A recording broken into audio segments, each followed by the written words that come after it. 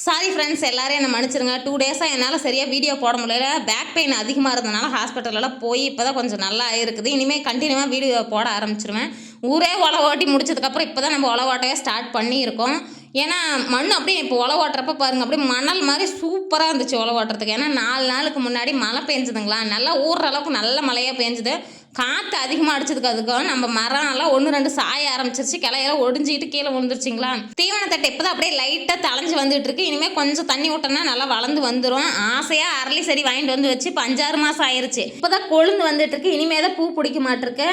மனோரஞ்சித செடி அன்னைக்கு காற்று அடிச்சதுக்கு அதுக்கும் மரமே சாஞ்சிருச்சிங்களா. எங்கள் மரம் காஞ்சி போயிடுமோன்னு பயம் எடுத்துக்கிச்சு. இல்லை வேர் அப்படியே நல்லா பிடிச்சிச்சிங்களா. அதனால் பூ 1 2 நல்லாவே ஃப்ரெஷ்ஷாக இருந்தது. இன்றைக்கி பூ 2 3 பறிச்சிக்கிட்டோம். இந்த ஆட்டுக்குட்டிகிட்டு இருந்து நான் குண்டுமல்லி செடியை காப்பாற்றுறங்காட்டி நாங்கள் படுற பாடு ஐயோ அம்மம்மாங்கிற மாதிரி ஆயிடுச்சு.